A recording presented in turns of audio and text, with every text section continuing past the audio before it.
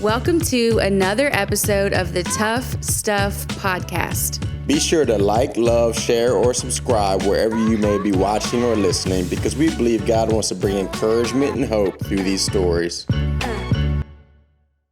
Hey guys, welcome to episode 11. Woo!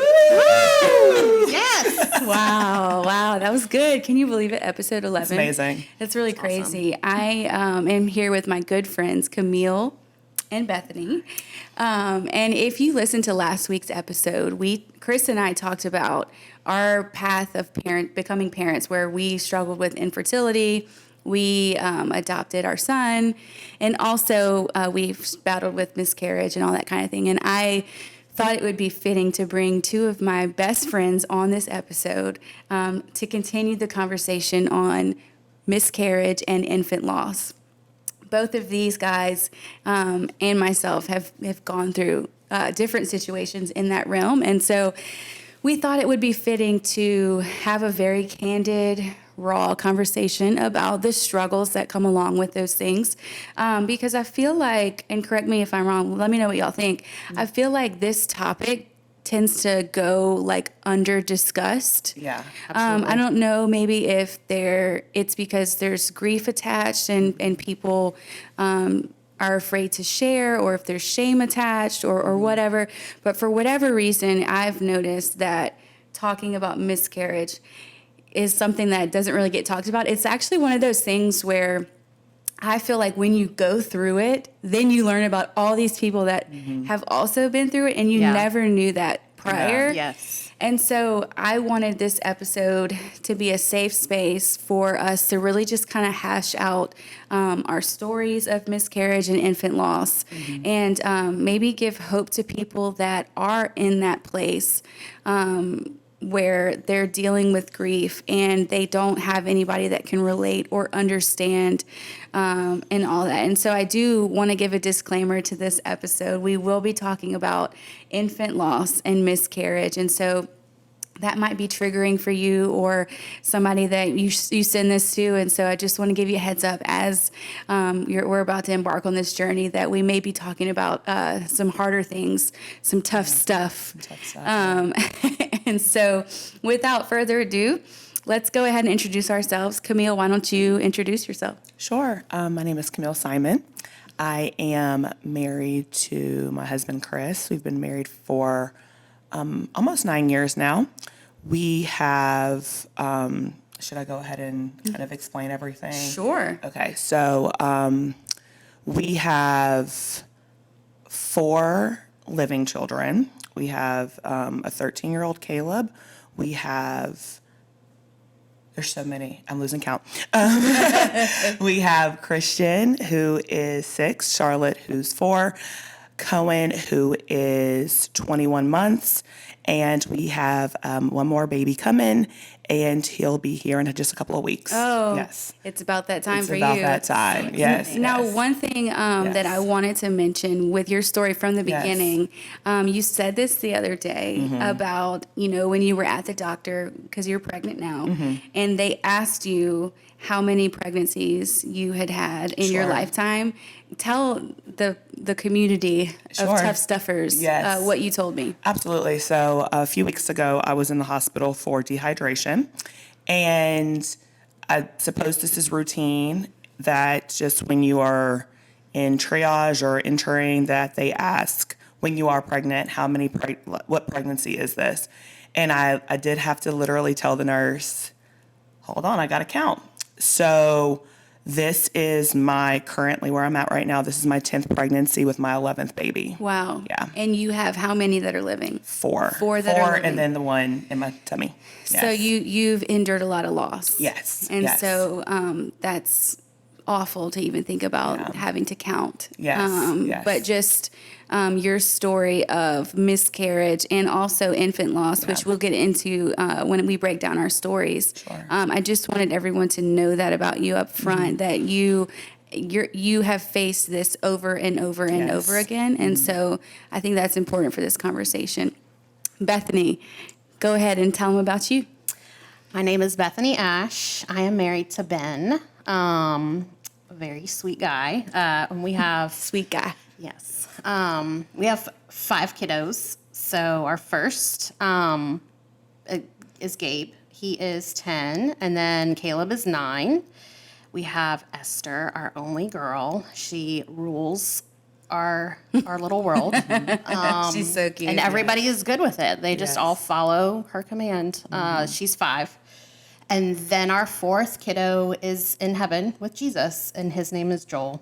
And we lost him. He died shortly after he was born. And then we have our little baby, a ray of sunshine. He is 2. His name is Eli. He's just so sweet. Selah's little besties. Yes. Actually, both of your kids are best friends with Selah Joy, which is amazing. Yeah. So cute. And so let's get into, I don't know if I've fully shared my journey of miscarriage on this podcast. So I'm going to take a second and share my story. And then I want to get into both of your stories and just what happened. I want to give that context up front. So you both were present whenever we miscarried. We had Selah after battling infertility for 8 years and found ourselves pregnant again. Actually, let's see, I miscarried, I want to say a year ago yesterday. Wow. I know, I didn't realize it until we sat down. I was like, oh my gosh. So the baby, I was 11 weeks, and I'll never forget going to the doctor, routine checkup. I was with, Chris was not there because I was like, it's fine. It's not an ultrasound. You're not missing anything. And so I was there by myself, and I remember I'm a very, I can be an anxious person, but in this kind of setting, I was just like, okay, whatever test you got to do. Well, they go in, they're trying to do, find the heartbeat, and they, what is the... A Doppler? Yes. So did you say you work at Women's Hospital? Yes. That's a key part of this story, is that Bethany is... Oh, you did? I didn't. Oh, you didn't? I did not. Okay. Sorry. Bethany, we're just hanging out. Yeah. Bethany works at Women's Hospital. And so that's an interesting, I'm hijacking my own story, but that's an interesting piece of this puzzle because you work on the at-risk floor. The high-risk The unit. high-risk Yeah. unit. And you eventually had to go be on the same floor that you work whenever you lost Joel, which is crazy to think about that full circle experience. But you are somebody that I called, texted throughout our journey of miscarriage. And so I'll never forget, I was 11 weeks and I was in the doctor's office, and my doctor, who's incredible, she was struggling to get a reading on the Doppler, and I didn't think anything of it because it was still kind of early. They kind of reassured me, this happens a lot kind of thing. And so then she brought in a portable ultrasound. And whenever she started looking on the ultrasound, I could tell that something shifted in her. And she's like the nicest person ever. I don't know. Y'all know, her. And so I remember being like, oh gosh, okay. And so I'm texting Chris. I'm like, I don't think everything's okay. I don't know for sure. It's kind of one of those things you don't really know. And honestly, I had never been pregnant before Selah. So these are things that this was all new. And so anyway, I feel like I'm rambling, but it's fine. So she's like, okay, I need you to go get a formal ultrasound. And so I was like, okay, still hopeful. Didn't quite register, is this happening? I don't know if I was in denial or just unsure. I kind of was going through the motions. I don't know if y'all can relate. And so I go down to the ultrasound. I'm still by myself because I kept telling Chris, no, it's we're just, it's not a big deal. Well, Did the thought cross your mind when you were still in the office with your doctor? No. It didn't. It never crossed my mind that it was going to be a miscarriage or a loss. And it wasn't until I was in the ultrasound room with the ultrasound tech, who was precious, by the way. And I could tell on her face, she looked at the ultrasound. I could tell on her face. And she looked at me and she goes, "Are you alone?" And I said, "Yes." And she looked at me with the most compassionate eyes, and she stood up. She's like, "Come give me a hug." And I was like, and at that point I knew, what was going on. Yeah. And she hugged me. And she like held on to me, and it was like really cool to have an ultrasound tech. Like, Yeah. if you are in that field and you didn't realize that you make a difference, like, I thought that was so beautiful that she stopped and saw me in that moment, because I was so going through the motions kind of, and just like not very aware of myself. I mean, I can be like kind of awkward out in public or whatever, but I was very not dialed in. And that was the first moment that it dawned on me, like, oh. So she says, "You need to go back upstairs to see your doctor." And I said, "Okay." And so I go, and my doctor also just sat with me. And she let me cry. We hugged. It was the sweetest thing. But what was so crazy was whenever they finally released me, well, first of all, they said, "You were too far along. You're going to need to do a DNC." And so that's a procedure where they have to remove the baby. And so, it's like a lot all at once. And I get back to my car and I FaceTime Chris.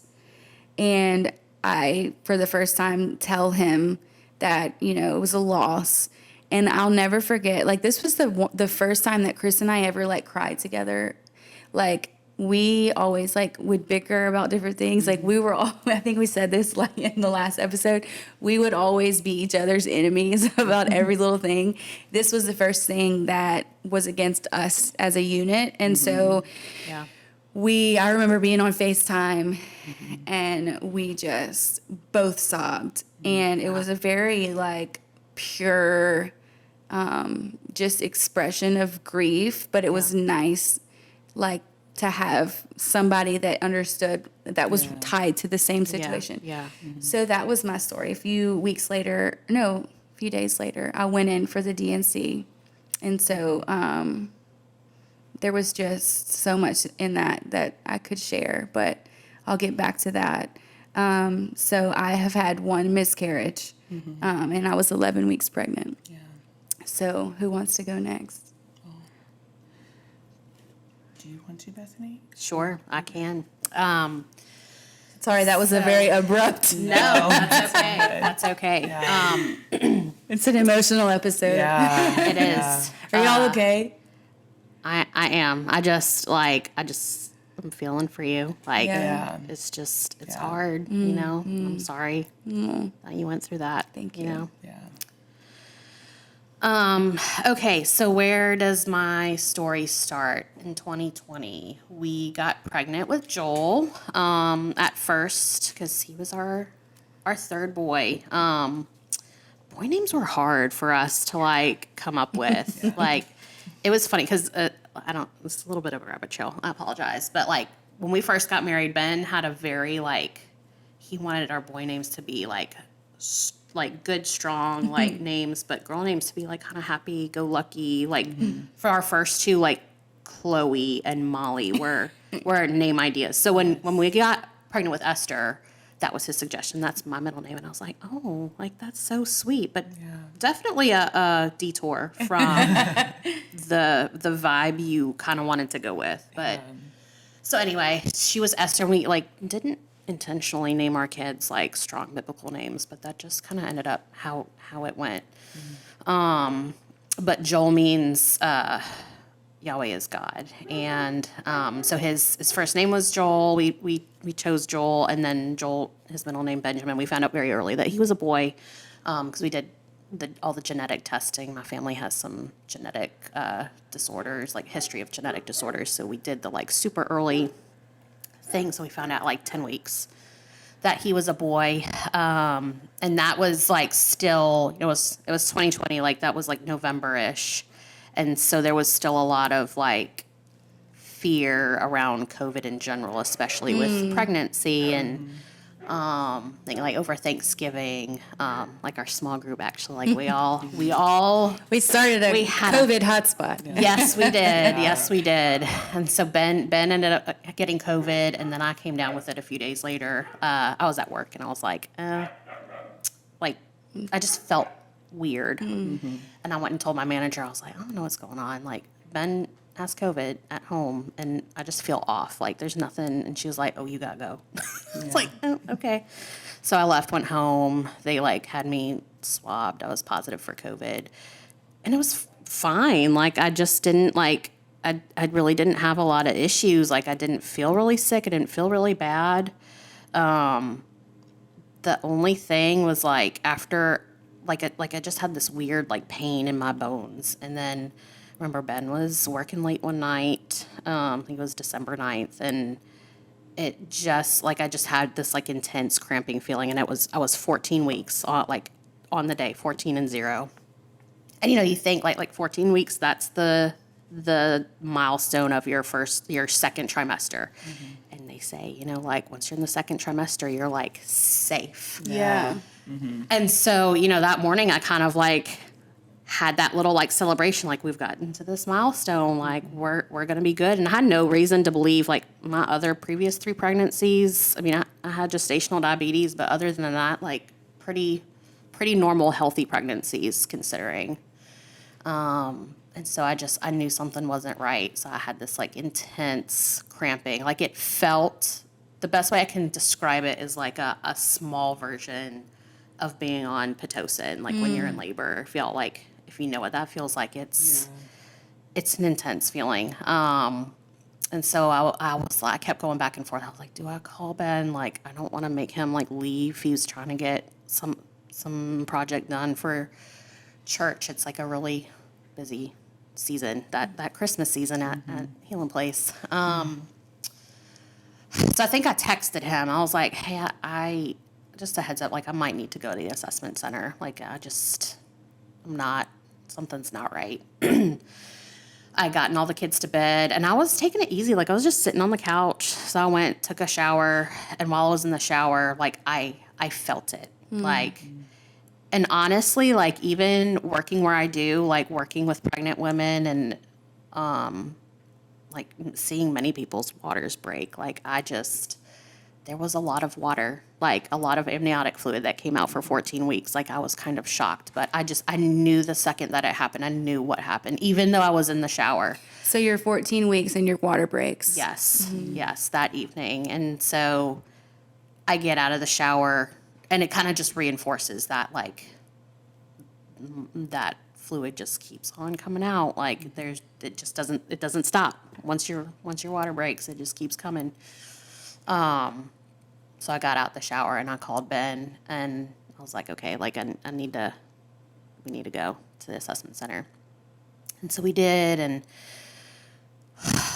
that was a mess because they let me in, but I was still in that, like, they were still in those times where they say, like, oh, you have to be under all of the crazy isolation if you're within this many days. Oh, yes. And they wouldn't let Ben in initially because he had COVID so recently, and I had COVID.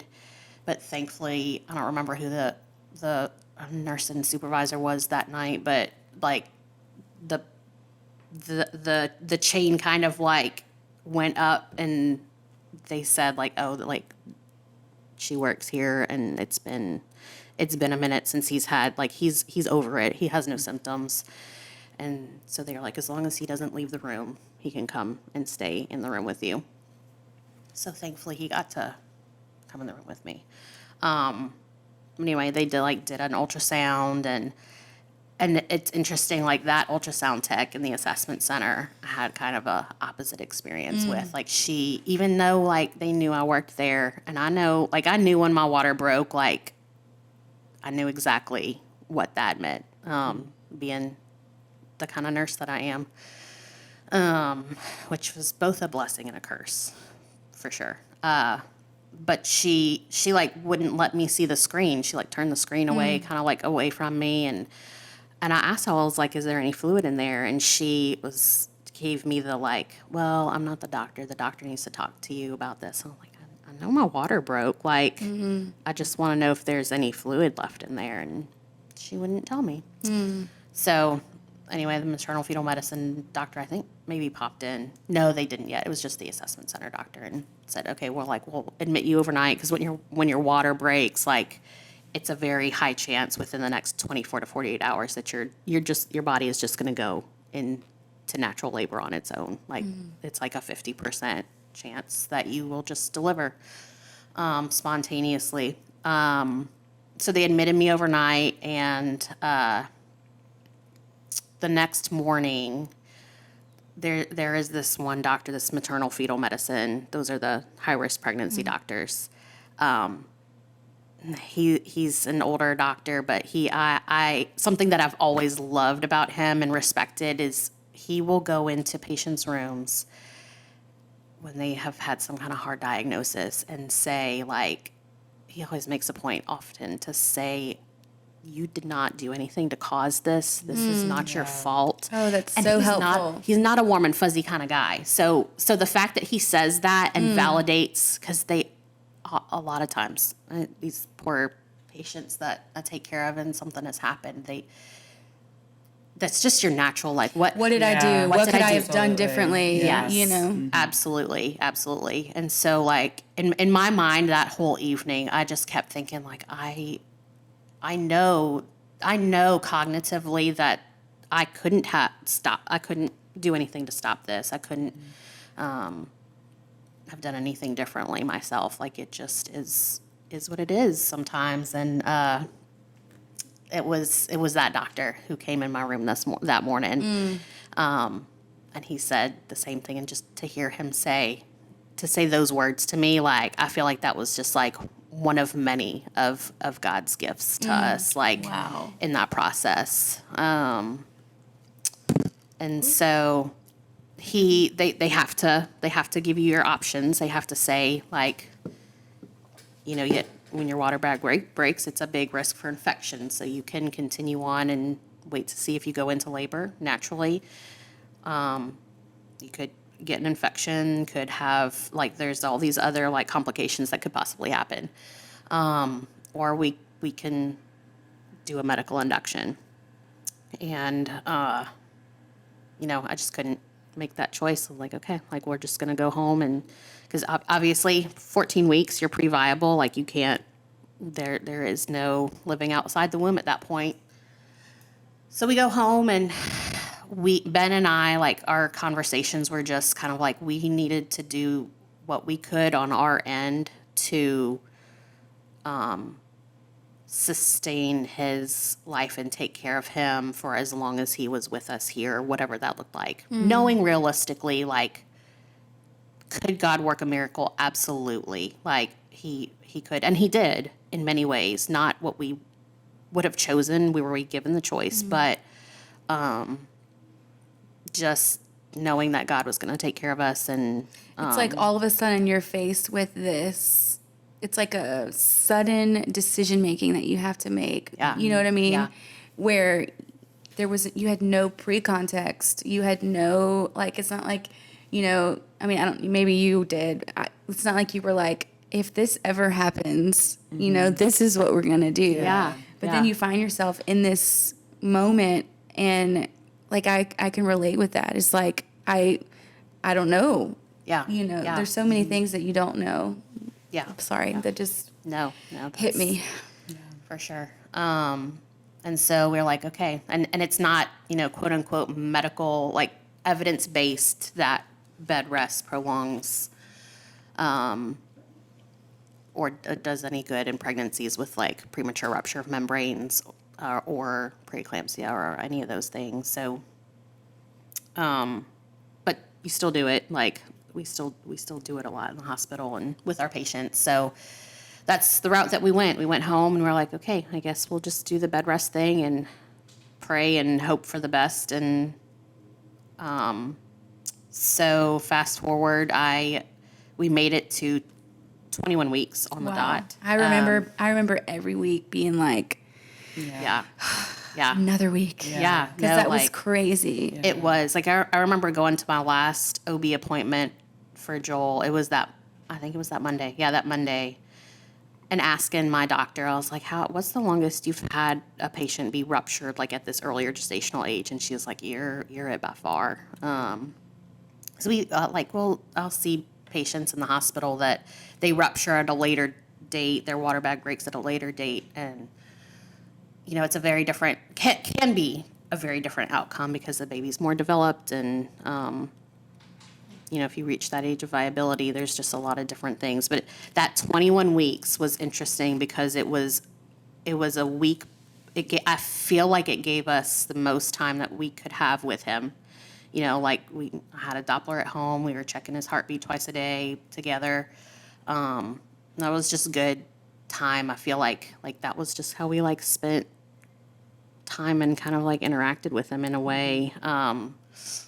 So we got to 21 weeks, and it was exactly a week before we were having conversations with the doctors to go be admitted for the long haul and do all of the drips and the injections with the steroids and the magnesium to do what you can. And that was a whole other aspect of it, because I ruptured so early, even if I made it to viability, when you don't have water, that amniotic fluid surrounding the baby, it doesn't allow their lungs to develop properly. And even to some degree, their little intestinal, their GI tract and their kidneys don't necessarily develop properly either. So we knew realistically, even if we were to get to a point of viability and we could do all the things, it was very incredibly unlikely that he would survive when he was born, because I never had any fluid. These biweekly appointments that I would have, my doctor would look at my fluid level every time, and there was never any Which fluid. is kind of a miracle, is it not? Yeah. Can a baby survive in the womb without fluid? They can. I mean, obviously they can. jolted, but Because they're still getting all their nutrients and oxygen from the umbilical cord, but it doesn't allow them to develop the organs that they need to survive outside the womb. That afternoon, I started feeling like I can't get warm. It was a really weird feeling. Being your water bag being ruptured, and it gave me a very different perspective for my patients that we have admitted long-term for their water bag being broken. Because typically with somebody whose water bag breaks, they come and live in the hospital until they reach 34 weeks or something happens that we need to deliver for. And it's just not comfortable. It's uncomfortable. It's painful, in a way that I can't really describe. And so it gave me a different perspective on some of my patients. which is so interesting that God did that. Yeah, yeah, for sure. Because you wouldn't think, and I didn't think as a nurse, when these particular patients would tell me they were uncomfortable, not that I wouldn't believe them, but it just kind of was I would just kind of attribute it to regular pregnancy discomfort, but it's not. It's different. Yes. Now you have a whole different vantage point. Yes. So anyway, couldn't get warm. And I kept using this forehead, you had in COVID, you had all the big forehead thermometers that Yes. they're trash. They're just not right. Because I kept using that, and it said that my temperature was normal, because it's the biggest thing that you are at risk for with a water bag broken, is that infection developing a fever, because then you can get what's called chorioamnionitis. We call it chorio for short. But the mama can get septic very soon. So not just the baby is at risk, but once the mama gets sick, it's you have to deliver the baby, or the mama's life is at risk then at that point. And then finally I was like, I have to find the normal thermometer that goes under your tongue. And I found it, and even though I was 98.6, 90, textbook temperature all evening, and I just felt like garbage at that point. It was 7:00 at night, and I finally found this thermometer. It was 102 point something. I was Wow. like, oh, that explains why I cannot just I was so cold, and it didn't feel like a normal fever, but I knew I didn't feel right.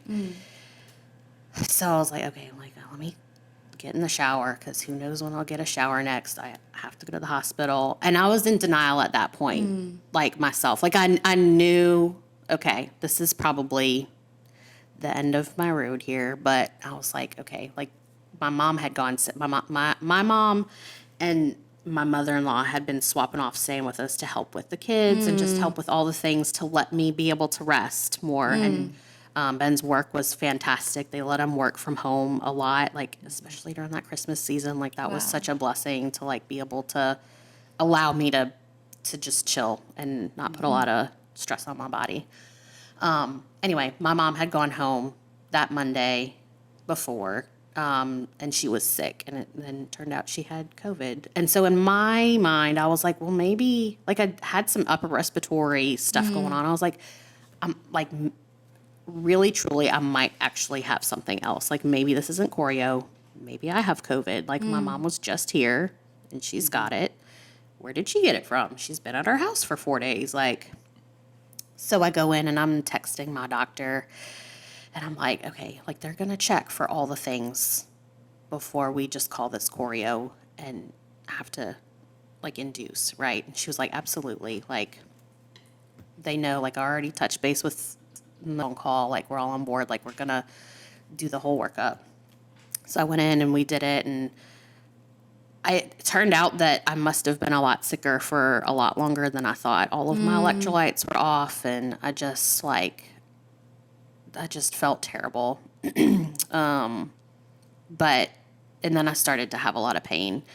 And at that point, I was like, okay, and then it was a couple hours into being in the assessment center, and all the tests came back negative. Because there's no test you can do to like show, okay, this is choreo. All you can do is rule everything out. So I got every bit of my body swabbed, and they did all the things. And so finally the doctor that was on call came in, and she was like, okay, like this is like, we've got to go up to labor and delivery. Like it's time.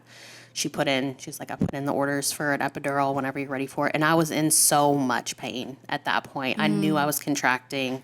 I knew I had to be in labor. You're 21 weeks. I was 21 weeks. Yeah. And it was late at this point. It was almost midnight, and they gave me some pain medicine.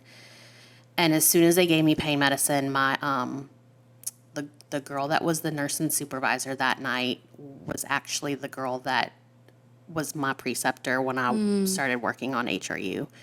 And, she's so sweet. And, like that was just another one of God's like little gifts for us. Like she came in right before I rolled up to labor and delivery, and she's like, "Can I pray with you?" Like, and it was so good to like see her and get a hug with somebody I knew, but also knew in a very unique way what was going on.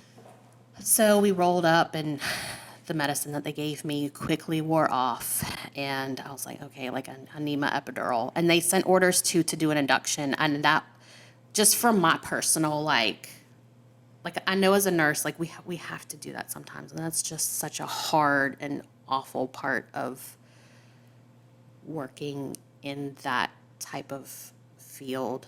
But to keep mamas healthy and protect them, like sometimes you have to do those inductions to keep the mama safe and okay. But I felt like my body was going into labor naturally on its own, and I didn't have to have any Pitocin to make it happen. Like, and as soon as I got my epidural and started to get comfortable, I think we went like maybe 30 minutes or an hour, and there was just something in my gut, like I knew something shifted, and like kind of like felt around, and I was like, I don't know if that's blanket because I'm an epidural, so I don't know like what I'm feeling and what is what. So I was like, I don't know if that's blanket or what that is. So I told Ben, I was like, call a nurse, and he had just come out on his own.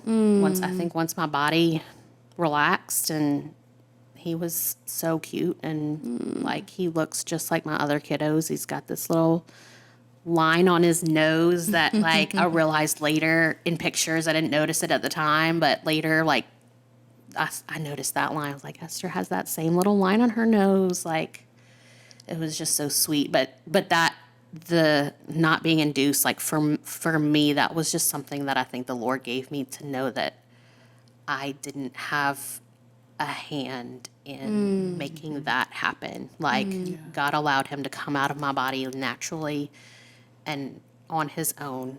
And he was born with a little bit of a heartbeat, so we got to hold him for a little while. But we held him for a long time, and it's interesting, like what you were saying before about you don't know what you don't know what you would do until you're in that situation. Yes. But working where I am, like I work with a lot of most of my patients are pregnant with some sort of issue. You know, it's all sorts of different things going on with them, but we also will take care of mamas who have lost their babies. They're on our unit.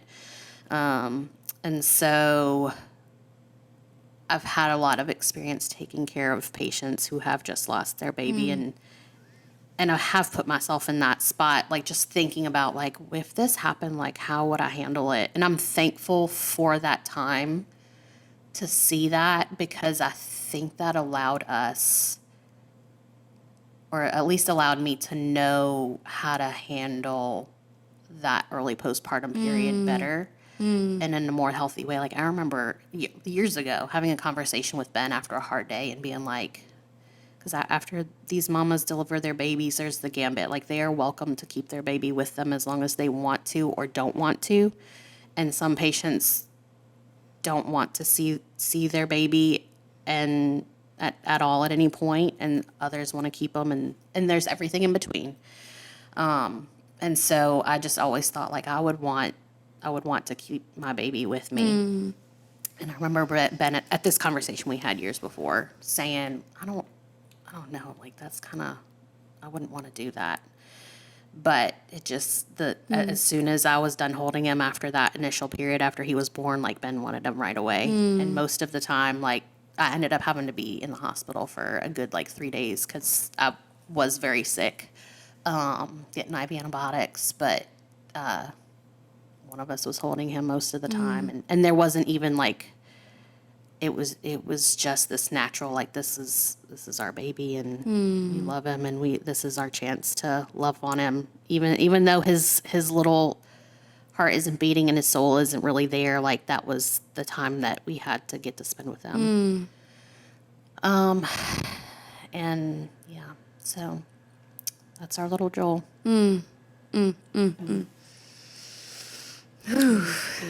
This is a heavy episode. It is. But you know, it's so crazy. There are so many people who can identify, Absolutely. and they have no idea that there are others that can identify. Yeah. And I think you being so courageous to share, even like the specifics, which you can totally tell you're a nurse. You're saying details, and I'm like, I would have just said, Yes. But you're absolutely. such a nurse, and so it's just amazing the differences that are represented here, because I think people can relate in different ways to different things. Yeah. Absolutely. And so, Camille, how do you feel? You want to go into yours? Can, yeah. But yeah, y'all are just, courageous is the word for sure. Like, it is. I mean, just even sitting here listening and, you know, kind of being there for, you know, when this happened with both of you all. Yes. I don't know. It still hits like Yes. hard, you know. Yeah, It does. yeah. It does. But yeah, I guess I'll get into it. So, for my first situation, we have to go a ways back. When I was a senior in college. So mine's a little different. I was not married at the time. Okay. I was very much in the world.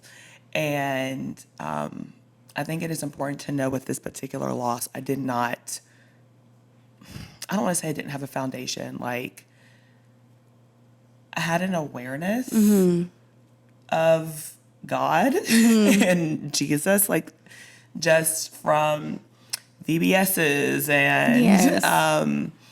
you know, just, and it's really wild because my college years were really rough in a way where just struggling with identity and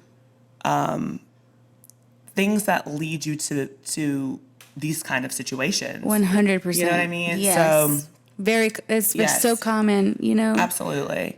So I just even remember my freshman year and just reckless. And I had a friend, and I remember even saying this in my dorm room, like, I feel like there is an emptiness in me. And I remember saying that, and her response was, I think it's Jesus. Oh, wow. And I was like, nah, that's You're not like, it. "Do what?" What? I don't know what even. I'm sorry. And, you know, this is what? right. And so you just have a completely, or I did at the time, had a completely different perspective of what Christianity was, what faith was, what that looked like.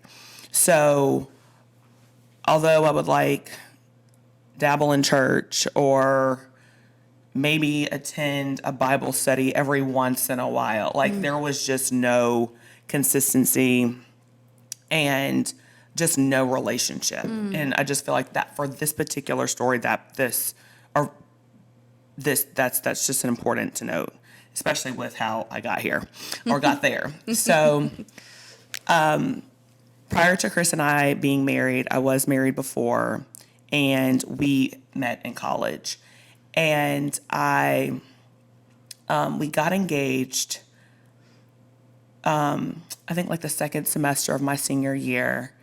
And I did the thing where like you walk in May, but you still had a few more classes to take over the summer, and then I was going to be done. Yeah.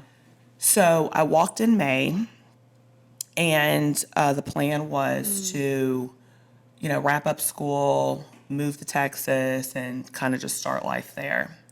Oh, and I don't know if we even had a wedding date picked out, but that was where he was, and that's what we were going to do. So I think a week after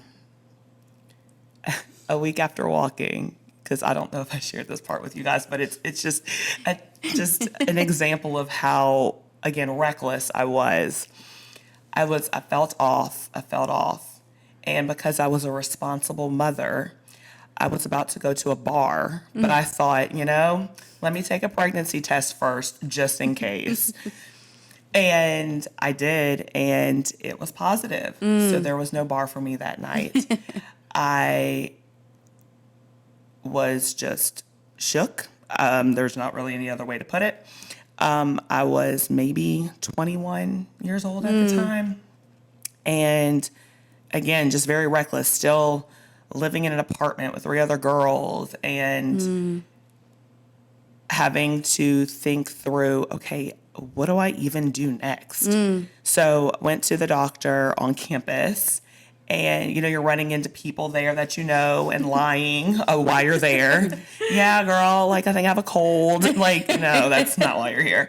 And I'll just never forget being in that waiting room and literally hearing the clock ticking. And the doctor came in and said, yeah, you're definitely pregnant. And was this an uh-oh? That's what she told me. I was like, I don't even know how to answer that. I mean, was this planned? Absolutely not. But, you know, and again, this just another thing, when you find yourself pregnant in these less than desirable situations, people's reaction to that and the things that they encourage you to do or not do, if that's a whole, I'm sure, separate topic. But I was like, I'm going to move forward. I just need to know, what do I need to do? Like, what type of doctor do I need to see? Because I don't know any of this. Yes. So, fast forward to a few weeks later, I had some spotting, and I ended up going to the medical center and getting an ultrasound there, and they were like, you're having twins. And they're fine, but you're having twins. And that... You're literally like, do what? Excuse me. Right. Are you sure? And that's what it was. So from then on, life was almost like a whirlwind because it was very important to my family that I get married pretty quickly, that we get married pretty quickly, that we establish some type of residence somewhere where there's going to be support. And at the time I was in Knoxville, my then fiance was in Texas. My parents lived in Nebraska. And so the obvious choice was Baton Rouge, Louisiana. But what ended up happening, he got a position here in Baton Rouge, and my parents were from here, even though I never lived here prior. So we had a lot of extended family here. So it just made sense to. I didn't know that's how you got here. That's how I got here. Wow. I've been here since. I've known you for so long. Yes, I had no idea. See, that's the surface stuff. Those fun facts. Yeah. So that is how we ended up here. So wrap up school, pack all my stuff up from Knoxville and Nebraska, and head here the weekend we are to be married. And he went ahead, we bought a house. And so again, just the whirlwind continued with me moving down on a Friday. Our rehearsal dinner was Saturday. We got married on Sunday. And when we got married, I was right at around 20 weeks pregnant. And then my water broke on Wednesday. So I'm in this city that I haven't even been in for a week. I don't even think we had a refrigerator. Like, I didn't know what's happening. So when I say my water broke, what This is your first? No, second pregnancy. This was my first pregnancy. Okay. First pregnancy. Yes. So very first pregnancy. Okay. First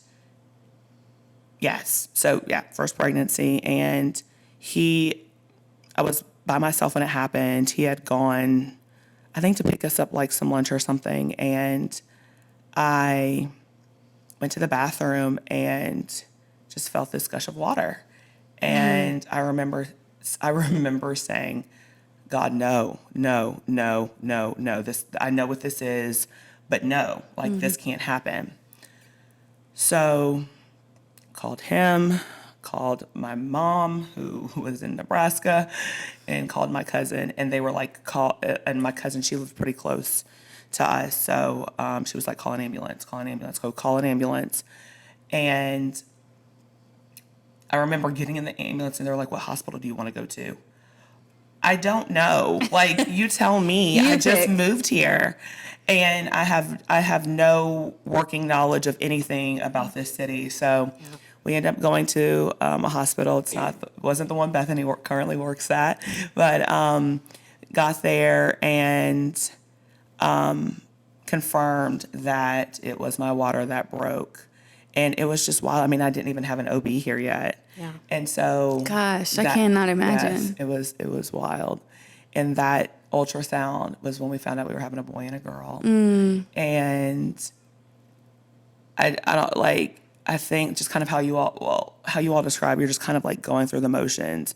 Like you don't even know how to react at the time because you're in shock.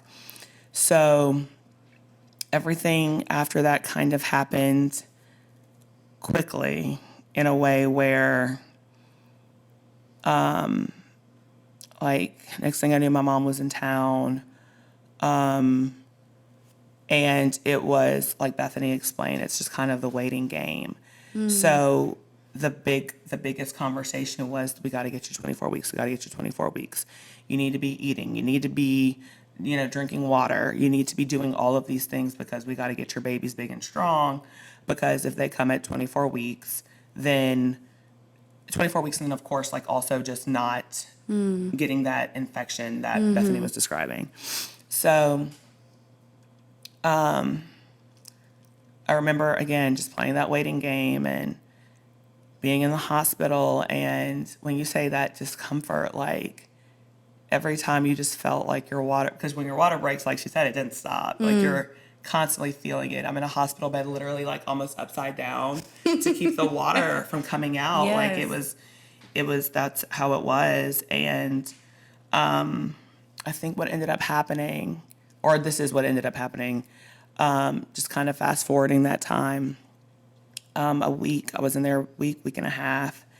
And our little boy, like his cord came out first, so it prolapsed. And so he had dropped down so low that I didn't have to go into labor. The doctor was able just kind of pull him out. And it was just really, like, even that's happening was so unexpected. And it caught me completely off guard. And I just remember, like, I felt like it was just chaotic. Like, my reaction, his reaction, like, everybody's reaction. It was just chaotic. And it was awful. That's just what it was. So the doctors did encourage, and then also I did have a maternal fetal medical doctor or medicine doctor come in and kind of explain our options.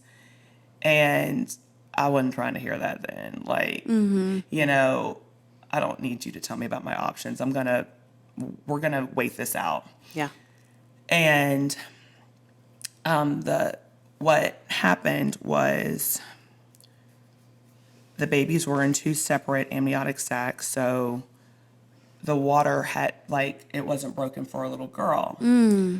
So what ended up happening, and this is really where things faith-wise with me went left, because my dad has a friend, and I think he's a vocational pastor, minister, I'm not sure of the title, but he came and he prayed over me. Right after he said amen, my water broke again for that baby. And I was mad. Mad at God. Yeah, very much. So, like rage. Rage probably would have been the best word to describe that situation. Wow. And then, you know, you just feel like nobody around, because again, just being young, my friends were still in college, you know, like, you don't get what I'm going through. Like, Yes. this is this horrible tragedy Yes. that you don't understand the magnitude. So it's hard to feel like anybody really knew what I was going through. And so again, the waiting game started. And for her, what ended up happening, okay, why can't I can't get warm. I can't so the infection, it started, I went into labor on my own. Again, so, like, it was just chaotic because there was family there. And again, it was chaotic. And next thing I know, and it's wild, like, your body knows what to do, you know, like, it's not like anybody had to tell me to push or anything like that. And she was born, and I remember a nurse saying, like, the nurses, God bless them, like, they're doing their thing. But I'm just hearing her say, there's no heartbeat. So both babies were stillborn. And I mean, for both, it's just like, I've gone through therapy with this, but there are still, like, chunks of, like, that I have just blocked out. There's so much. You know? So at this point, I've lost both my babies. And the emptiness that you experience after that when you're still in the hospital is like nothing you can really imagine. I can't imagine. And you have, which I know y'all experience this too. We haven't talked about it like here, but you know, you have a social worker come in, you have a grief counselor come in, and you're just, I mean, at the time I definitely wasn't receptive. I was just mad. Yeah. Yeah. And Which, let me say, is so appropriate. Yeah. Yeah. You know, I think we often can struggle to invite people into feeling whatever they need to feel in any moment with grief, Yeah. you know, and so I'm glad that you found it within yourself to be present in that anger. Yeah. You know. Yes. I will say later on, it would have been a healthier thing to do to seek healing sooner, but because there were just decisions made in anger that just were good for nobody. But I appreciate you saying that. Just being angry, like that's valid. It Well, is. because I feel like Yes. so many times people, go through hard things and they're like, but God is good. And they almost can like not identify with the raw level of pain that Absolutely. Yeah. that they are experiencing, Yeah. they're stuffing it down or whatever. I mean, I think it's awesome that you you felt the anger. Yeah. Yeah. Yes. And Because that's horrible what yes, happened. Yeah. You know? Yeah. And I will say, even at that time,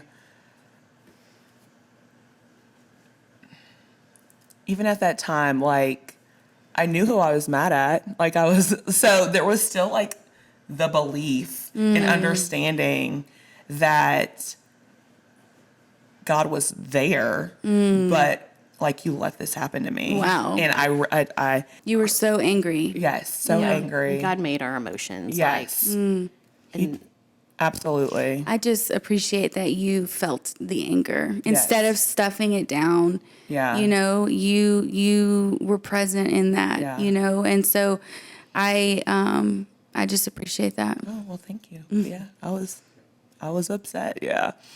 So, there, of course, was just the aftermath of that, which is excruciating. So I was in a smaller hospital. So there wasn't a high risk floor like Bethany works on. There were babies on my floor, so I would hear those babies cry. I remember the first time I left my room, because remember, I was like in the bed for 2 weeks straight. And there was a mama leaving with her baby, like in the wheelchair, the balloons on the back. And I fell to my knees, like, as dramatic as that sounds, but that's exactly what I did. And then I remember leaving, and I know you all relate to this, when they're wheeling you down after, bringing you to the car, and you're like, the only thing you have is photos and a teddy bear. They gave us a teddy bear with the baby's feet prints on it, both babies. And I'll never forget that. Like, I'll never forget that for the rest of my life. Yeah. And it was awful, awful, awful. So there was the aftermath of that.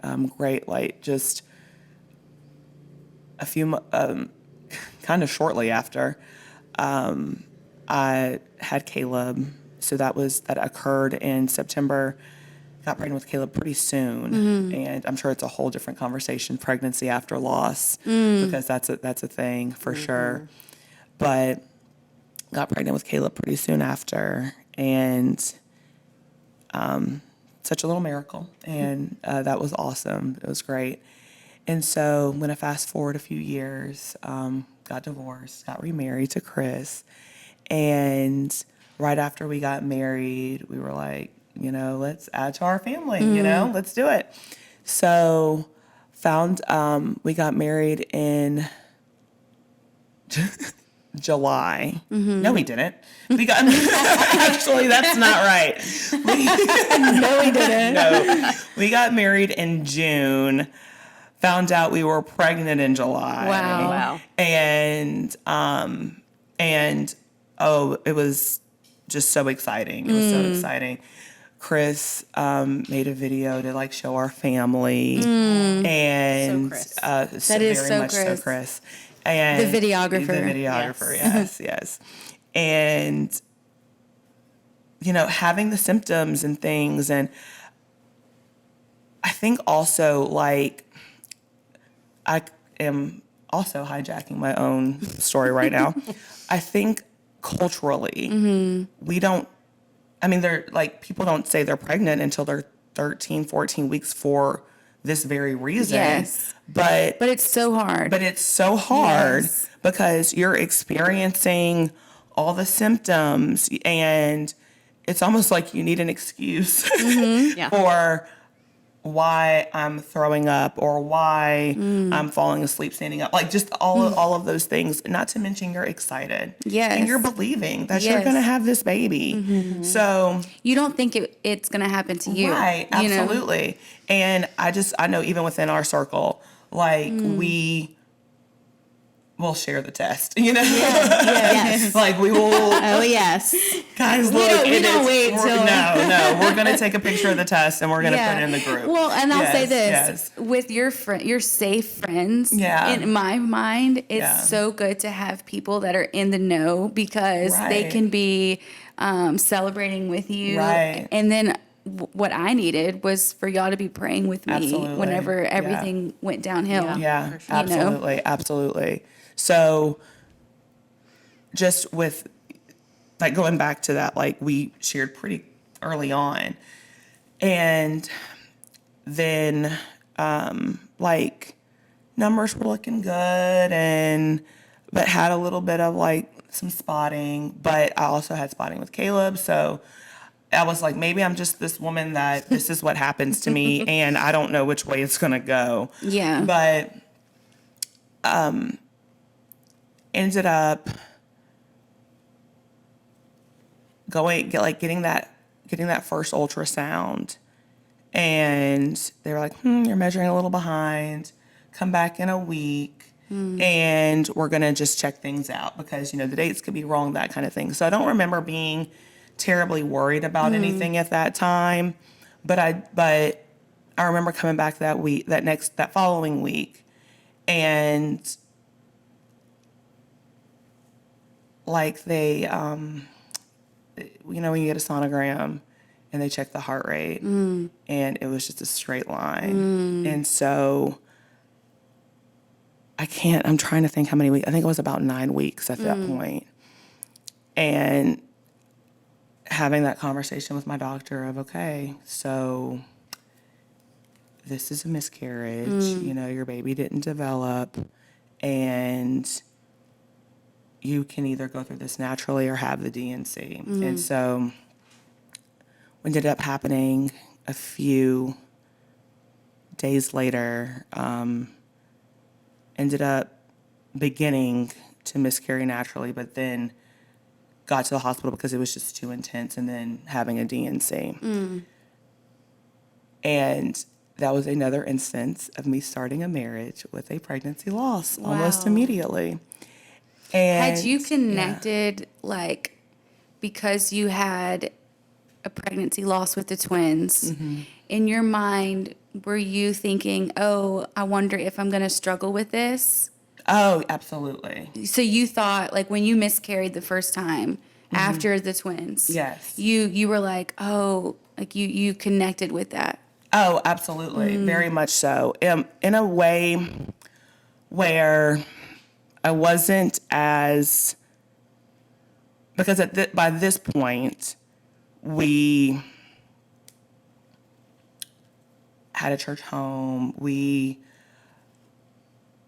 I don't know, I guess I would consider myself then like a baby Christian. Like I wasn't as angry, maybe. I wasn't as angry as I was that very first time, but I was also older. I knew that this was a thing that could happen, and I just really kind of leaned on my doctor saying, like, this could be protection, that this things, like chromosomes maybe didn't line up, and this is your body's way of like taking care of that. So, you kind of like at that point lean on that, because after going through what I went through with the twins, and this is not a comparison of anybody's losses but my own, it was a lot easier going through a DNC than having to pick out where I'm going to bury my babies. Yeah. Those are very different absolutely. things. So was I still upset, sad, crying, all of the things? Yes. But I wasn't as stricken as I was. That makes sense. Yes, prior. But then, Chris and I were like, well, that was just like a blip, let's keep trying. And so we did. And then had another loss. And then we had another loss. Wow. So at this point, we had 3 miscarriages in a row. And the first one was the only one that I needed a DNC with. But the other 2 were early enough to where, like, I had taken the pregnancy test, got them confirmed, but they were early enough to where it was almost like a late cycle, if that makes sense. So a lot of times your doctor won't move forward with testing until you have 3 in a row. And so we were like, what is happening? Like, what is going on? I remember not being as enraged, but I also had a child, so that kind of helped with the busyness, because I do also think, just even going back to the twins, going home to an empty house, going home to, like, we bought this house because we were having babies. We moved here because we were having these babies. This was their room. So I just didn't have that, like, busyness or distraction, rather. I think it was, not calling our kids a distraction, but, Well, yeah, when you're busy, it Yes. takes up your time. So, Yeah. whenever you're sitting idle, that's when you're thinking and marinating and, And that's, I think that was a major difference between the two also. So, got some testing done, got some antibiotics for some things, and then the same cousin who I called, about the ambulance and everything like that, she's also the same cousin who, after I told her I was pregnant with Caleb, she said, y'all need to get in a church. And You need Jesus. You need Jesus. That is what you all need to do. It's a And recurring theme. that, yes, absolutely. And that honestly, like, began, like, our very intentional faith walk, or mine at least at that time. So she was like, I feel like I just need to pray over your womb. And again, still maybe Christian enough to be like, okay, if that's what you feel like you need to do, then go for it, please. And so she said, I had a vision that there's a blockage there, and I need to pray over your womb. Yeah. And also at the time, Chris and I just kind of like surrendered it. Like, I'm not tracking anything. I'm not. because it's exhausting. Exactly. It's exhausting because there was this moment, or these moments we were doing that. And so we're not going to track anything. I'm not going to look at the apps or anything. So let's just, kind of exist. And if it happens, it happens. And so after she prayed for us, I want to say like that next month, I was pregnant with Christian and had an amazing pregnancy. And he's awesome. So cute. After our 3 losses came our little miracle, a little miracle Christian. And then we had Charlotte shortly after. But in between Christian and Charlotte, I lost my mom. And so it was, again, just a little, like, seeing God through, like, okay, she's our only girl. We had her right after we lost mom. She looks just like my mom.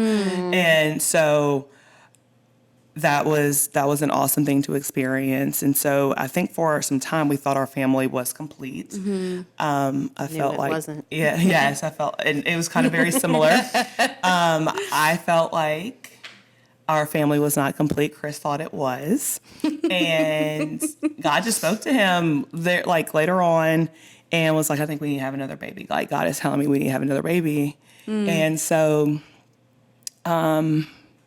did the things, got pregnant pretty quickly. And actually, I remember, like, we were kind of pregnant we were pregnant at the same time. And actually, or all 3 of We were all 3 pregnant. Yes, Eli, and Cohen are the same age. Okay, so when I first found out I was pregnant, yes, you all were pregnant, but prior to Cohen. Because your due date was just a little, like, really soon around, Yes. like, right around ours. Yes. With That's right. that. Yes, Yes, absolutely. that's right. Absolutely. Selah and Eli are exactly 1 month apart. Yes. So it was really, really close. Yeah. And did the things, just felt good, shared early. And I don't know, like I felt bad enough to where I felt good about things, if that makes sense. Yeah. You almost reassure yourself. Yeah, you're like, oh man, I feel terrible. Things are going this good. is good. Yeah, Everything's this is good. good. And then just kind of had some spotting. And again, like for me, that can go either way. So it just continued to things got more intense, and ended up going to the doctor and no heartbeat, and just having that 5th loss, 4th miscarriage. Wow. And I just, not mad. I wouldn't say I was mad. I was just like, really? God, you can't just spare me? Like, do I have to experience, like keep fed up. experience? Like, yeah, I'm kind of fed up. Yeah. I am. And at this point, it was just frustrating. Yeah. Like, Yeah. okay. And so the good thing is, I mean, and we can probably discuss this further, but I mean, I saw God's hand in so many things, even afterward. And my goodness, I'm trying to even think of the timeline, but we got pregnant with Cohen pretty soon after. Yes. And he's here and he's awesome. So, He is. so, but yeah, that's just kind of how, And now you're pregnant again. and now I'm pregnant And again. how far along are you? I am almost 36 weeks. Yes. Baby number 5. Baby number 5. And I will say it's almost a little strange because I only know pregnancy with loss prior. Wow. So even this pregnancy, I'm like That's having to crazy. surrender it because like what has happened before, you know? Yeah, I don't know. It's just, it's Wow. weird. It's Wow. weird. Yeah. Well, gosh, thank you for sharing Sure, your yeah. roller coaster of a journey. Yes. Both of you. And what I want to do next is talk about, well, first of all, I think it's important to say that loss is loss, but loss is also unique for the individual. So when it comes to grief and, coping with it and all the things, I think the grief process is also unique for Yeah. the individual. Yeah. Bethany, you and I talked about this before this podcast. Some people are ready to get pregnant right away. That's like what they're. That's how they find it in them to push through. And I was very much like, I'm good for now. I remember I was nursing Selah. In fact, my DNC was scheduled the day before Selah's birthday. So I remember having her 1-year birthday planned and then having to text everybody and say, no, we're not having her birthday. So Selah didn't have a first birthday party, which is so sad. But I remember, so I was nursing Selah at the time. I nursed her for a year. Y'all remember that. And I remember whenever it was time to get the DNC and everything, I remember feeling so, I don't know if numb is the word. I just remember being like, well, if I am not going to be pregnant, then I don't want to nurse Selah. I want my body to be my own. I remember just being over all of it. Yeah. And so I think that distance was, yourself. yes, Yeah. I needed that distance. And so I weaned Selah and I, decided we're not going to get pregnant anytime soon. And so I think for me, the journey since then has been finding myself, discovering, more about me that I like, and discovering, finding health again. When you're pregnant, your body just becomes something that is foreign. And so I've been on this journey of like, okay, let me put all of that back in. But I remember feeling so also like stuck in a way. Like I remember we had the ultrasound on the fridge, and I remember feeling like, I remember not knowing what to do with it. And so it was almost like I couldn't move forward into even dreaming about having more kids until I rightfully processed the ultrasound for whatever reason. That was like the one thing. And so I'll never forget, I met with Miss Alice, which both of you know her, and she is just full of wisdom, and she's amazing. And so she helped me work through that. And what she had me do was like treat it like any other pregnancy, any other baby, like get a memory box, put the ultrasound, like it's his box and all this stuff. And so that's what I did. He has his own box, and we put the teddy bear that they give you, because they give you a teddy bear. And so we put the ultrasound in that. And then in my heart, I knew he's like resolved, like he's got his space and it's right there. And that's what allowed me to move forward and start processing and healing and all those things. But I know for me, it was like very much like I don't want anything to do with being pregnant. Yeah. What about y'all? Yeah.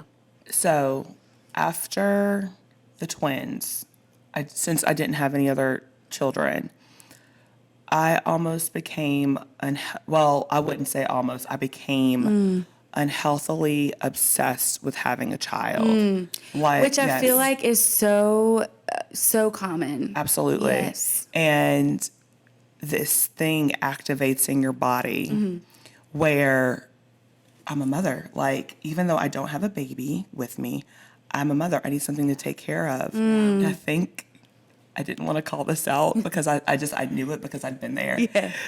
A lot of times we'll get dogs. Oh, that's 1,000%. We'll get a dog. No, I said this dog is because like I am coping with this dog, and then the dog was horrible.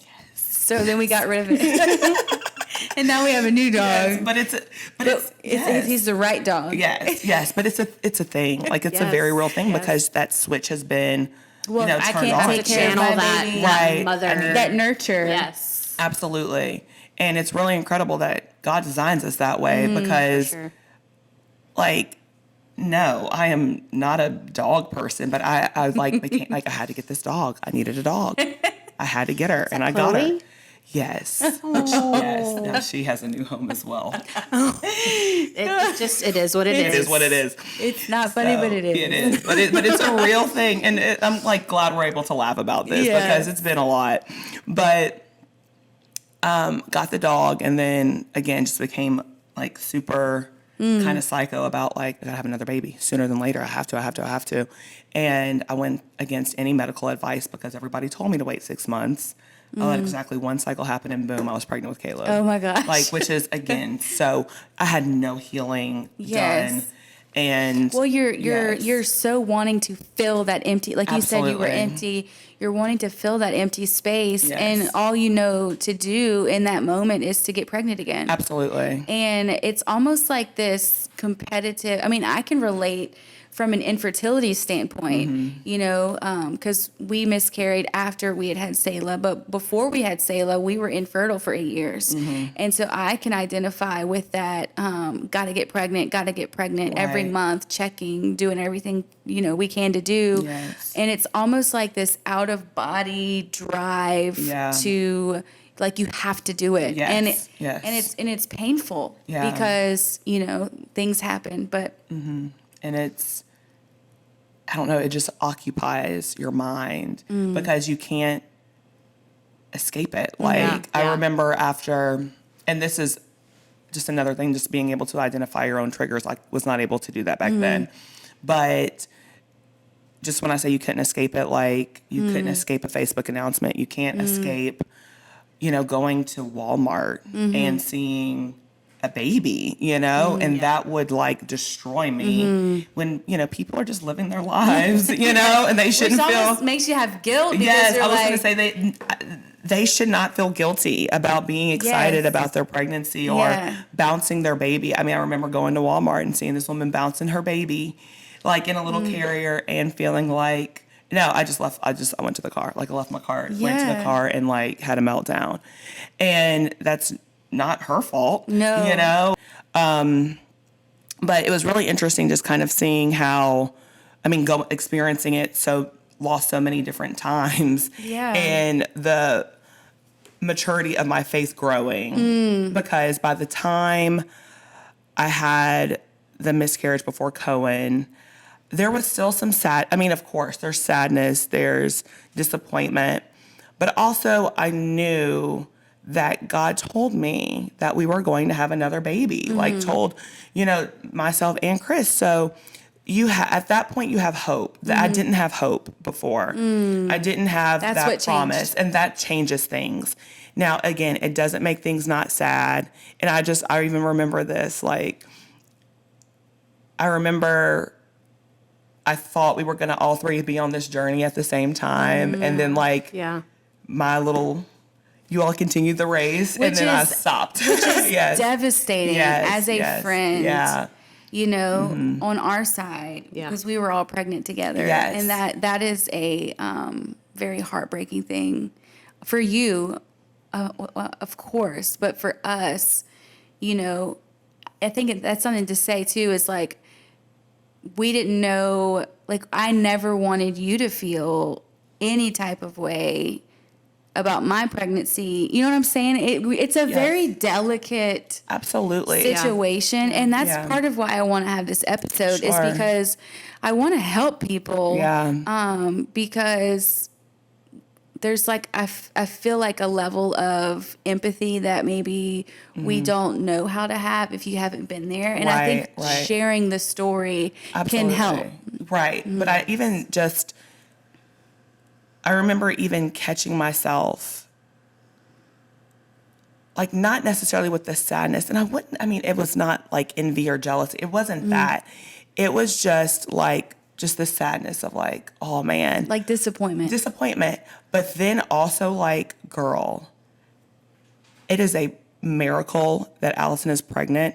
Bethany just lost Joel. Like you need to get over yourself. You know what I mean? Like after that's huge that you were able to have the mental space to step out of your grief. I had to tell myself, get over yourself. but that's huge that you could see that. Yeah, but knowing how many losses you had though, that's difficult. Yeah. That's so true. But I think it's a hard thing, but I think that, again, that just comes with maturity in your faith to be able to still be able to celebrate somebody else, even though like you are where you are. Because, how long did you have to sit through, us talking about like our birth stories and that kind of thing, and you are wanting your own, or like you do, and that's just nothing I've ever felt like. Yes. What about me? Like that's just, there has to be space for our feelings for sure, but I think we can't stay in them forever and we can't live there. Well, and that's why it's important, I think, to have safe people to talk to. Yeah. Because our friendship, we would never make each other feel guilty or, it's a safe friendship that we have. And so absolutely. I think, there's grace in that when there's a good friend because you can understand like the other side of what the person's going through. Okay, what I want to talk about next, and this is hopefully this doesn't get extreme, but when it comes to miscarriage and even pregnancy, I know with adoption, with infertility, with all of the things that are in this world, a lot of times people don't know what to say, and they often say the like hurtful things, in the worst moments. And Chris and I shared a couple of those last episode, but I also want to talk about the right things to say because I'll never forget going into the hospital to have my DNC. I was still in that state of like not all there. Like I guess it's shock. I was in shock. And every nurse that greeted me at the hospital when I was going to get that procedure said, "I'm so sorry for your loss." And it was like, and I guess in my mind, I had not fully processed this is a loss. Like I was pregnant and had a baby in my womb and now I don't. Like I did not process that until it was like the whole hospital. They must be trained. I mean, that's where you work. They must be trained to acknowledge the loss. For me, that was so big because it made me feel validated. I remember feeling like it was like the worst day ever, but I almost felt on top of the world because of the validation that I received because they were so supportive and acknowledging the loss. And so they would ask questions, did you have a name, all this stuff. And just acknowledging the baby was sweet and helpful for me. What I have also experienced, which is more of a negative situation, and this is where we can open it up.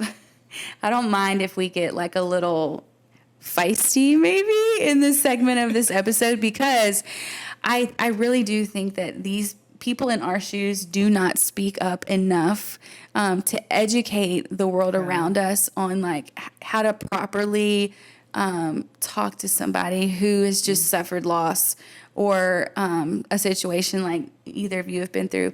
But I had somebody come up to me, and it was probably a couple weeks after my DNC, and this person came up to me and said, so when are y'all going to get pregnant again?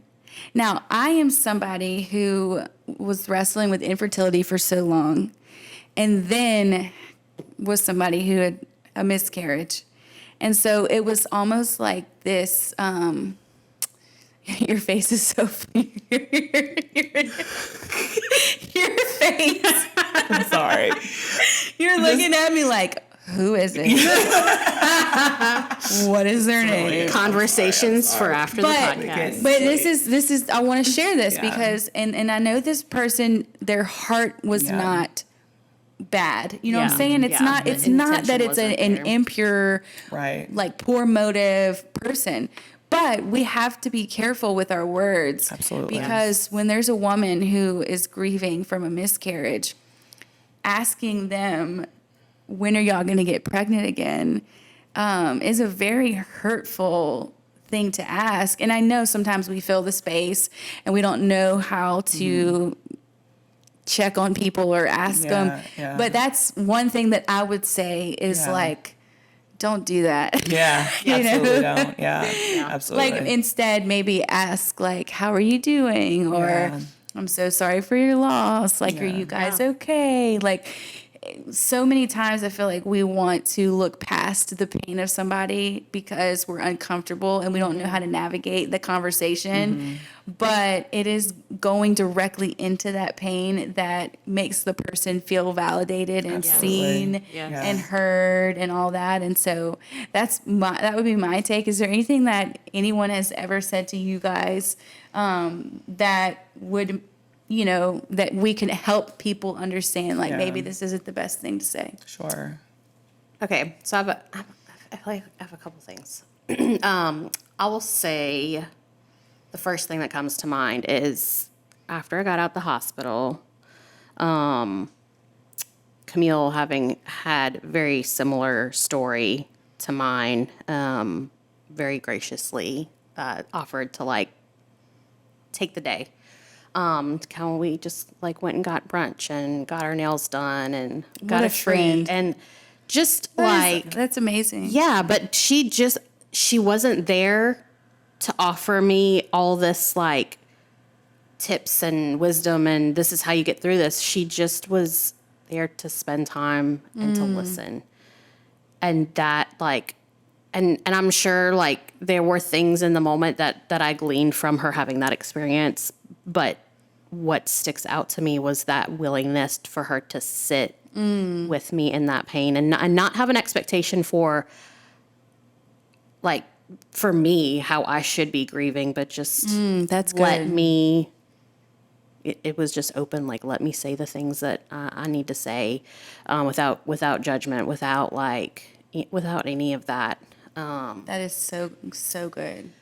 And then I have another good friend who, at the time that I was pregnant with Joel, she was going through infertility and some IUI intervention and stuff. And right around Joel's funeral, she found out that she was pregnant. But all throughout that process, like she was so supportive and just checked on me and asked questions. And again, like just kind of was so open with let me just listen and let you go through this process and be your friend through it. Like I wanted to make a shadow box with all of like the blanket that Joel had in the hospital and one of his little outfits and I'm not a crafty person. Like I want this to be cute. I want this to be something that I feel good about putting up in my room and having to remember him by. But it's not going to be cute if I do it. So, and she's a crafty person. So she went to Hobby Lobby and got the things and helped put me. Meanwhile, like she is fresh pregnant and I'm sure having her own, like fears. Her own feels about it, but she stepped out of that and was a friend for me through all of that. It's almost like and this is turning into also like, how can we help? You know, so if you have any thoughts on how can we help somebody that's going through that, that you know, it seems like what impacted you the most was people that were just willing to be present with you in your grief and they weren't afraid of it. And they let you be you in your grief. Yes. Whatever that meant. Yeah. Whatever that meant you said, whatever that meant you needed to do. Yes. I think so often we lose sight of doing that for one another. We think we have to do this big grand gesture, you know, start a meal train, and those are all great things. But I think we underestimate like how much it means to have somebody just sit with you in something like that. Yeah. Absolutely. Yeah. And on the flip side of that, that was one of the things I feel like were more difficult was either people who did not acknowledge, like they just kind of went on with life in a relationship as if Joel never happened, or they wanted to make it more about them and making themselves comfortable. And I feel like I would just say like, have the courage and the vulnerability to, if you're somebody who, if you're a friend of somebody, I guess, who has issues with any of these things like infertility or loss, like have the courage and vulnerability to just ask them, like, what would be helpful for me to help you for this process? What would not be helpful and be receptive to it? Because I feel like it's different for everybody. Everybody has their own journey with grief. We're going to grieve differently. Yes. And it's not always going to be the same. Like the way that I dealt with Joel's loss in that first few months is different than how I deal with it now. And what is helpful now is different than what it was then. Good. Absolutely. And it's hard, like, and it's complicated, but it's just that's how it is. And I don't know, it was the expectations of people to have that were on me of how you should grieve, what you should be doing, what you shouldn't be doing, and when you should be moving on with your life. You know, like Well, it's because like the pressure of the loss is on you, right? So like that is what happened to you. That is, you know, that's a singular thing that you're dealing with. And then you add the pressure of others, well, that would say like, oh, just, you know, get pregnant again, or oh, just, you know, get over it, or oh, just, and it's like, no, this baby was dear to me. And it's almost like sometimes people can forget to give reverence to that situation as if it were a special thing. You know what I mean? It's like it's like we just move on, have another baby, and it's fine. And that doesn't mean that. Yeah. That doesn't mean at all that Yeah. it's easy, because we're grieving the loss. Yeah. You know. Absolutely. Man, wow, this is a heavy episode. Yeah. If you haven't checked out our episode called "Let's Take a Breather," you may want to watch that one after this. Yeah. But this has been so good, and I just so appreciate y'all for sharing your vulnerability, or sharing vulnerably the things that you guys have been through. Now I want to get into like practically. Okay, so in the midst of talking about this podcast, we felt like it was on our heart to create a community of people that could talk with anybody out there that's a part of this. If you have been through a miscarriage, or have dealt with infertility or an infant loss, we've created a Facebook group. It's a Tough Stuff Facebook group for this specific topic. So if you go to our Facebook page and click groups, right? I'm doing it right? Then it's in there, and it should say Tough Stuff, infertility, miscarriage, and infant loss. Request to join that group, and we want to create a community of people that is like a safe space for you or anyone you know to share your experiences. Because so often with this topic, it's so hard to talk about, because it's hard to know who understands and who doesn't. And so this is going to be just a group of people that understand, not fully, but partly what you're going through. And so I would definitely check that out and share it with anybody you know that has also been through that. And do y'all have anything else to say? Anything? Last words? Yeah, I'm good. Yeah. Gosh. Yeah. Did I land the plane? I think you landed it. You landed Okay. it well. Yeah. Wow. Well, like we always say on this podcast, life can be tough, but God is still so good.